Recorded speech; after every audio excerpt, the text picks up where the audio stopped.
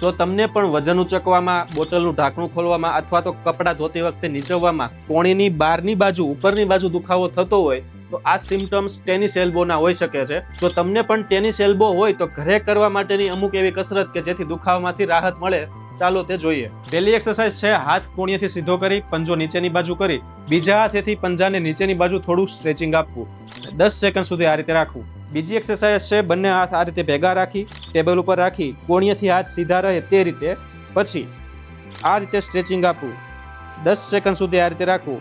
એ જ રીતે બીજી બાજુ આ રીતે સ્ટ્રેચિંગ આપવું, 10 સેકન્ડ સુધી આ રીતે રાખવું.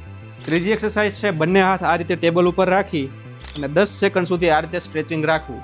આ સિવાય જ્યાં જ્યાં કોણીમાં દુખાવો છે ત્યાં થોડીવાર માટે બરફનો શેક કરવો, તેનાથી સોજો ઓછો થશે અને દુખાવામાં રાહત મળશે. જો તમને પણ કોઈ પણ પ્રકારના મણકા અને સાંધાના દુખાવાની તકલીફ હોય તો અમારા સેન્ટર ઉપર કોઈ પણ પ્રકારની દવા અને ઓપરેશન વગર આધુનિક પદ્ધતિથી અને ઘણી અલગ અલગ પદ્ધતિથી તેની સારવાર કરવામાં આવે છે.